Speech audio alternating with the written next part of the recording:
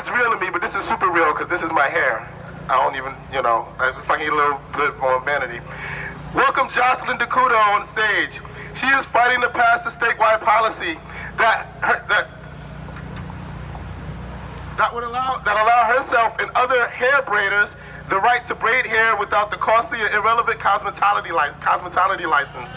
Her work defending communal knowledge of hair braiding against the capitalist system is directly connected to the fight to prevent the criminalization of informal work and feminist economies.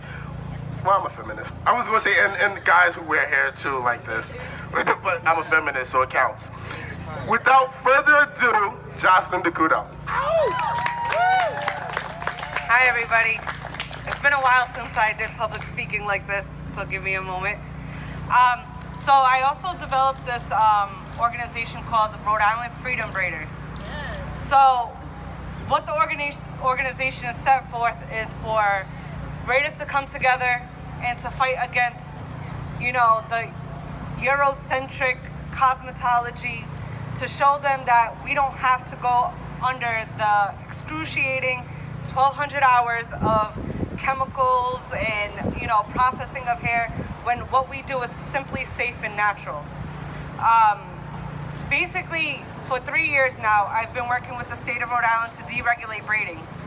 So I do own a salon, but right now the licensing of my salon is with the collaboration with another individual who has their cosmetology license. Although I strictly braid, I do weaving, I do protective styling. The clients that come forth to me are clients who have undergone excruciating processing to their hair has broken off, they underwent chemotherapy, they lost their hair due to alopecia. They're looking for a natural route to regrow their hair. They're looking for an alternative to salons that are all over the state of Rhode Island that destroy their hair. They need help with their hair and bring it to its natural state. So what I do is I come in, I take a look at their hair, I let them know, okay, let's try this holistic manner to get their hair back to its full potential. We'll do protective styling of crocheting, weaving, braiding with extensions, things that allow their hair to grow and be protected as well as presentable. This dates back to way, way long ago, to the early 1900s, when my ancestors, my family's from Dakar, Senegal, and Cape Verde, my ancestors were in the cotton fields. They needed a way to get their hair presentable, also sanitary, because while they're out in the fields, they're picking and they're getting their hair stuck with weaves, cotton, and they obviously didn't like it. They weren't given the ability to be able to wash their hair and be able to keep up their hair like others were able to. So braiding was a way of sanitation for their head. I don't see why the state of Rhode Island wants to have braiders like myself undergo all this training for something that has been passed on through generations. It's more cultural for us. It's an art form. The type of braiding designs that I do in here is art. It's not something that can be necessarily taught in a school setting for a week or 200 hours.